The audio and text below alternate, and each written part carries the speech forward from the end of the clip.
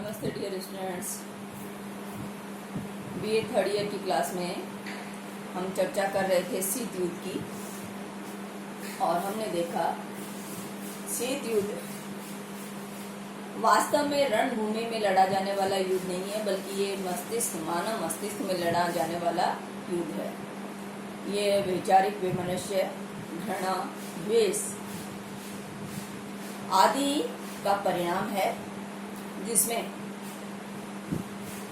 हर राष्ट्र अपने प्रतिद्वंदी राष्ट्र को नीचा दिखाने के लिए, उसे मित्रहीन करने के लिए और अपने मित्रों की संख्या बढ़ाने के लिए, अपनी शक्ति बढ़ाने के लिए निरंतर प्रयास करता रहता है। और हमने देखा कि द्वितीय विश्व युद्ध के बाद में दो महाशक्तियों सोवियत रूस और अमेरिका, दो विचारधाराओं साम्यवाद और पूंजीवाद, दो सैनिक गुटों नाटो और वार्सा पैक्ट के मध्य ये शीत युद्ध अपनी चरम अवस्था में पहुंच गया था। ये शीत युद्ध उत्पन्न क्यों हुआ? कौन से ऐसे कारण थे जिन्होंने शीत युद्ध को जन्म दिया? हमने देखा कि द्वितीय विश्व युद्ध में यूरोपीय शक्तियों के साथ में सोवियत रूस ने भी बराबर मित्र राष्ट्रों का साथ दिया और सहभागिता निभा के द्वितीय विश्व युद्ध में शत्रुओं पर विजय पाई या धुरी राष्ट्रों को पराजय इसमें दिलाई। लेकिन वो क्या कारण थे कि द्वितीय विश्व युद्ध का जो गठबंधन है वह द्वितीय विश्व युद्ध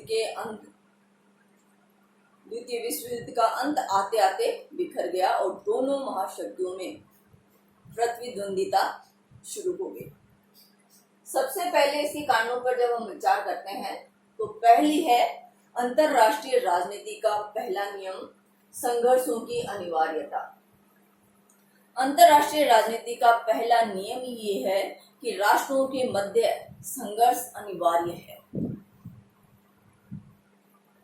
कोई भी राष्ट्र किसी भी दूसरे राष्ट्र के साथ निरंतर प्रतिद्वंदिता या संघर्ष की स्थिति में रहता है। कुछ समय विशेष में ये राष्ट्र आपस में सहयोग कर सकते हैं, लेकिन वह सहयोग किसी विशेष आपदा का सामना करने हेतु ही होता है।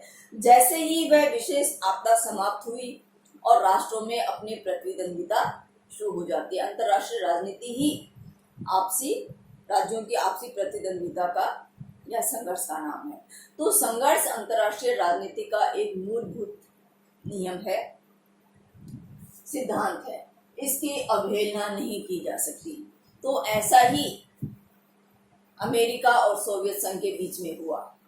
अमेरिका और सोवियत संघ ने द्वितीय विश्व युद्ध या यूरोपीय शक्तियों और सोवियत संघ ने मिलकर द्वितीय विश्व युद्ध लड़ा, क्योंकि द्वितीय विश्व युद्ध एक विशेष आपदा थी। अतः ये सारी शक्तियां एक साथ आ गई। लेकिन जैसे ही द्वितीय विश्व युद्ध का अंत हुआ और इन शक्तियों में ये संघर्ष व्याप्त हो गया। ऐसा ही संघर्ष हम नेपोलियन के युद्धों के बाद में देखते हैं या प्रथम विश्व युद्ध के बाद में देखते हैं कि इन आपदाओं में सारी शक्तियां एक हो जाती हैं, लेकिन जैसे ही आपदाएं खत्म होती है यह संघर्ष जारी हो जाता है। प्रथम विश्व युद्ध या नेपोलियन के युद्धों के बाद में जो संघर्ष चला वह इतना भीषण या गंभीर नहीं था, लेकिन द्वितीय विश्व युद्ध के बाद में जो संघर्ष अमेरिका और सोवियत संघ के मध्य चला वह अत्यंत गंभीर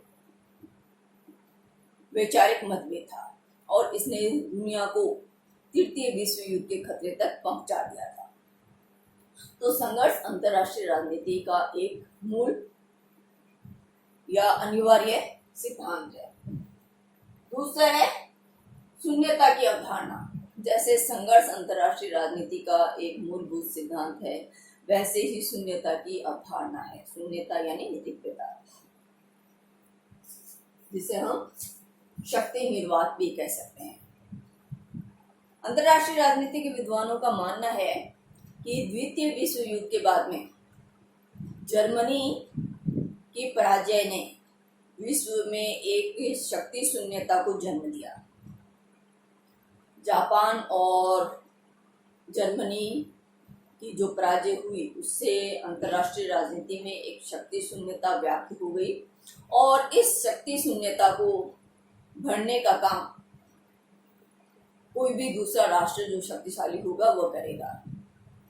यूरोप और एशिया में आई इस शक्ति शून्यता को भरने की क्षमता दोनों ही महाशक्तियों में यानी सोवियत रूस और अमेरिका में थी, लेकिन दोनों ने मैत्रीपूर्ण संबंधों के द्वारा इस शक्ति शून्यता को भरने का प्रयास नहीं किया, बल्कि इस शक्ति शून्यता में वे प्रतिद्वंदी बन गए और दोनों एक दूसरे के विपरीत खड़े होकर इस शक्ति शून्यता को भरने का प्रयास करने लगे। तो अंतर्राष्ट्रीय राजनीति में शक्ति शून्यता किसी भी हाल में रह नहीं सकती। जैसे कि लुई हॉल ने ये कहा कि द्वितीय विश्व युद्ध के बाद में जर्मनी की पराजय शीत युद्ध का एक बड़ा कारण थी और अंतर्राष्ट्रीय जगत का ये नियम है कि शक्ति शून्यता की स्थिति एक हफ्ते भी नहीं चल सकती। इसी शक्ति शून्यता को भरने के प्रयास में अमेरिका और सोवियत संघ के मध्य शीत युद्ध प्रारंभ हुआ। इसी तरह तीसरा कारण है ऐतिहासिक कारण, या दूसरे शब्दों में इसे बोल्शेविक क्रांति का भी कारण कह सकते हैं। सोवियत रूस में 1917 में जो बोल्शेविक क्रांति हुई, वहीं से दोनों महाशक्तियों में या दो विपरीत विचारधाराओं में पूंजीवाद और साम्यवाद में संघर्ष शुरू हो गया। मार्क्स का ये कहना है, मार्क्स ने साम्यवाद को पूंजीवाद के विरुद्ध एक आंदोलन बताया और उन्होंने ये माना, साम्यवादियों का ये मानना था कि पूंजीवाद का अंत करना ही साम्यवाद का मूल लक्ष्य है और साम्यवादी विचारधारा के जन्म से ही यूरोपीय राष्ट्रों के मन में सोवियत रूस को लेकर शंकाएं उत्पन्न हो गई, क्योंकि वे पूंजीवाद का दो विरोधी विचारधाराएं रही। साम्यवाद का मूल उद्देश्य पूंजीवाद का अंत करके साम्यवाद की स्थापना विश्व में करना था और पूंजीवाद ने इसको अपने लिए सबसे बड़ा खतरा महसूस किया। इसी कारण यूरोपीय शक्तियों ने साम्यवादी रूस के साथ लंबे समय तक कोई भी राजनीतिक संबंध स्थापित नहीं किए। ब्रिटेन ने 1924 में सोवियत रूस के साथ राजनीतिक संबंध स्थापित किए और अमेरिका ने 1933 में संबंध स्थापित किए। यानी साम्यवाद की जन्म की जो घटना है वही पूंजीवाद के मन में एक अस्तित्व को लेकर शंका उत्पन्न करने वाली घटना रही और इस घटना से ही शीत युद्ध का प्रारंभ हो जाता है। हालांकि उस समय ऐसी कोई तात्कालिक परिस्थितियां नहीं थी कि शीत युद्ध उभर कर सामने आए, लेकिन उसका बीज वहीं से पड़ गया था। नेक्स्ट है वैचारिक मतभेद। शीत युद्ध वैचारिक मतभेद माना जाता है, दो महाशक्तियों, दो विचारधाराओं के मध्य मतभेद। ये दो विचारधाराएं कौन सी है? उदारवादी लोकतांत्रिक पूंजीवादी विचारधारा, जिसके समर्थक यूरोपीय राष्ट्र और अमेरिका है। दूसरी ओर सोवियत रूस साम्यवादी विचारधारा का समर्थक राष्ट्र है, जो कि एक दल की प्रभुसत्ता, एक दल की तानाशाही को स्वीकार करता है। तो दो विचारधाराओं के मध्य यह संघर्ष रहा और साम्यवाद का जन्म ही पूंजीवाद के अंत के लक्ष्य को लेकर हुआ। मार्क्स ने यह माना कि साम्यवाद का अंतिम लक्ष्य पूंजीवाद को समाप्त करना है। तो इन दो विचारधाराओं, उदारवादी लोकतांत्रिक पूंजीवादी विचारधारा वर्सेस एक दलीय तानाशाही की साम्यवादी विचारधारा, इन दो विचारधाराओं के मध्य जो संघर्ष था वही शीत युद्ध का मूल कारण रहा। ये विद्वानों का मानना है कि शीत युद्ध को जन्म देने में, उसको बढ़ावा देने में यह वैचारिक मतभेद एक बड़ी भूमिका निभाने वाला तथ्य रहा। अगला कारण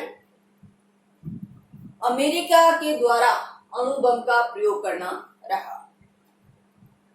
अमेरिका ने अपना वर्चस्व कायम रखने हेतु, अपनी शक्ति संपन्नता का प्रदर्शन करने हेतु द्वितीय विश्व युद्ध के दौरान ही अणु बम पर खोज और अणु बम पर अनुसंधान करना प्रारंभ कर दिया था। इसकी जानकारी अमेरिका ने ब्रिटेन को तो दे दी, लेकिन सोवियत रूस से यह तथ्य पूरी तरह छुपाया गया। इसी तरह जापान के हिरोशिमा और नागासाकी पर अणु बम गिराने से पहले अमेरिका ने ब्रिटेन से सलाह मशविरा किया, लेकिन सोवियत संघ की उसने पूरी तरह अवहेलना कर दी, जिसको स्टालिन ने अपने विरुद्ध विजय एक षड्यंत्र के रूप में देखा, और यह षड्यंत्र या खटास शीत युद्ध के रूप में चरम अवस्था में आई। अमेरिका इस परमाणु बम के द्वारा यह दर्शाना चाहता था कि अमेरिका ही सर्वश्रेष्ठ शक्ति है। अमेरिका को सोवियत संघ की आवश्यकता नहीं है, बल्कि सोवियत संघ को अमेरिका की आवश्यकता है। इसे साम्यवादियों ने अपने विरुद्ध एक बड़ा धोखा या षड्यंत्र समझा, और वहीं से इसमें खींचतान शुरू हो गई, और अंततः सोवियत रूस ने भी 1949 में अणु बम का आविष्कार करके अमेरिका को प्रभुसत्ता या सर्वोच्च शक्ति होने की चुनौती प्रदान कर दी। इसी तरह अगला कारण है अमेरिका विरोधी प्रचार। सोवियत रूस के सरकारी और गैर सरकारी सभी तरह की समाचार एजेंसियों और सभी तरह की संस्थाओं ने अमेरिका के विरुद्ध अनर्गल या द्वेष जहर उगलना प्रारंभ कर दिया। वे अमेरिका के खिलाफ विद्वेषपूर्ण प्रचार प्रसार करने लगे, जैसे कि अमेरिका के एक सचिव विसिंकी ने तो संयुक्त राष्ट्र संघ में खुले रूप में ये बात कही कि कुछ ताकतें, जिनमें अमेरिका भी शामिल है, उनकी युद्ध प्रियता अपनी चरम अवस्था पे पहुंच रही है। यानी वे खुले रूप में यूएनओ में ये घोषणा करता है कि अमेरिका जैसी शक्तियां, उनकी मनोवृत्ति युद्ध प्रियता की मनोवृत्ति है, जो कि खतरनाक है। इसी तरह सोवियत रूस के समाचार पत्रों, जिसमें तास और इजावेस्तिया प्रमुख थे, इन्होंने भी अमेरिका के खिलाफ विश्व वमन शुरू कर दिया।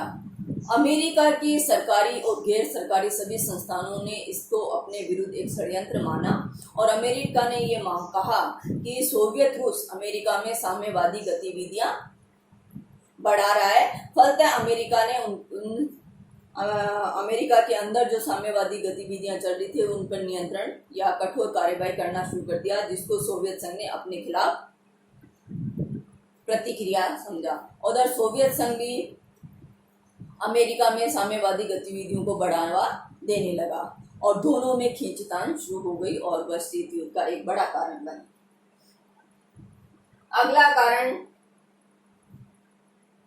सोवियत रूस द्वारा निषेधाधिकार का बार बार प्रयोग करना भी रहा। संयुक्त राष्ट्र संघ में सोवियत रूस ने वीटो पावर या निषेधाधिकार की शक्ति का बार बार प्रयोग किया, जिससे अमेरिका और यूरोपीय शक्तियों की मंशाओं पर बाधाएं लगी, और उन्होंने इसे एक विरोधी या नकारात्मक कार्यवाही समझा। सोवियत रूस द्वारा निषेधाधिकार के बार बार प्रयोग ने यूरोपीय शक्तियों में उसके प्रति एक खींच उत्पन्न कर दी, और वे इसे लोकतांत्रिक शक्तियों के विरुद्ध एक षड्यंत्र समझने लगे। फलतः यूरोपीय शक्तियों और सोवियत संघ में कटुता और ज्यादा बढ़ने लगी। इसका अगला कारण रहा रूस द्वारा याल्टा सम्मेलन की अवहेलना।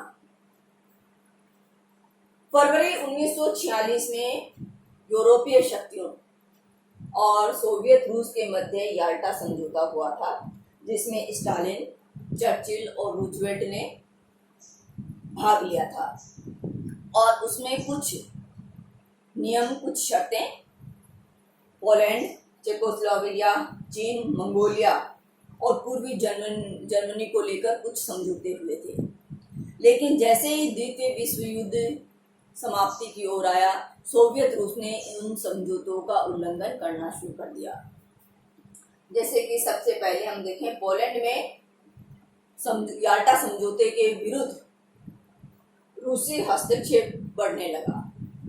याल्टा सम्मेलन में ये तय हुआ था कि पोलैंड में ना तो ल्यूबिनान सरकार और ना ही ल्यूबिनान सरकार, जो कि सोवियत संघ समर्थित सरकार पोलैंड में थी, तो ना तो ल्यूबिनान सरकार और ना ही यूरोपीय शक्तियों द्वारा समर्थित लंदन शासन की स्थापना पोलैंड में होगी, बल्कि द्वितीय विश्व युद्ध की समाप्ति के बाद में पोलैंड में स्वतंत्र निष्पक्ष रूप से निर्वाचित प्रतिनिधि शासन की स्थापना होगी। इस समझौते का सोवियत रूस ने इसमें हामी भरी थी, लेकिन जैसे ही द्वितीय विश्व युद्ध का अंत करीब आने लगा, सोवियत रूस ने इस समझौते का उल्लंघन करना शुरू कर दिया। सोवियत रूस ने लेबनान सरकार को समर्थन देना प्रारंभ कर दिया और लेबनान सरकार की गतिविधियों में उसने सहयोग दिया। फलतः समझौते के अनुसार स्वतंत्र और निष्पक्ष रूप से चुनी हुई प्रतिनिधि सरकार को लेबनान सरकार ने सत्ता हस्तांतरण से मनाही कर दी, और यह जो समझौते का उल्लंघन है वह एक बड़ा कारण रहा सोवियत रूस और यूरोपीय शक्तियों या अमेरिका के मध्य संघर्ष या प्रतिद्वंदिता का। दूसरा समझौता याल्टा समझौते में यह हुआ था कि पूर्वी यूरोप को साम्यवाद का निर्यात सोवियत रूस के द्वारा किया जाने लगा था। याल्टा समझौते के विपरीत याल्टा समझौते में ये तो हुआ था कि इन जो नए राज्य और जो नए प्रांत जिनकी सरकारों के संबंध में समझौता होना था, वहाँ लोकतांत्रिक तरीके से निर्वाचित सरकार की स्थापना की जाएगी और रूस उसमें सहयोग करेगा। लेकिन रूस ने इन पूर्वी यूरोपीय राज्यों में जैसे हंगरी, बल्गारिया, रोमानिया और चेकोस्लोवाकिया, इनमें साम्यवाद का निर्यात, साम्यवादी गतिविधियों को प्रोत्साहन देना शुरू कर दिया। फलतः यहाँ साम्यवादी शासन स्थापित हो गए, जिसे अमेरिका और यूरोपीय शक्तियों ने अपने साथ बड़ा धोखा समझा। इसी तरह याल्टा समझौते का उल्लंघन करते हुए सोवियत रूस ने जापान के विरुद्ध युद्ध करने में हिचक दिखाई। समझौते में यह तय हुआ था कि सोवियत रूस साइबेरिया के जो हवाई अड्डे हैं उनका प्रयोग करने देगा और जापान पर हमला करने में सहयोग देगा। लेकिन समझौते का उल्लंघन करते हुए सोवियत रूस ने साइबेरिया के सैनिक अड्डों में पश्चिमी राष्ट्रों के जो राष्ट्राध्यक्ष और जो सेना है उसके प्रवेश पर उसने प्रतिबंध लगा दिया और जापान के विरुद्ध युद्ध करने में इसने हिचक दिखाई। इसका असर ये हुआ कि जो पश्चिमी शक्तियां हैं या यूरोपीय शक्तियां हैं वह रूस के खिलाफ हो गई और रूस की कड़ी आलोचना याल्टा समझौते के उल्लंघन पर होने लगी, जो कि शीत युद्ध को भड़काने में एक बड़ा कारण रही।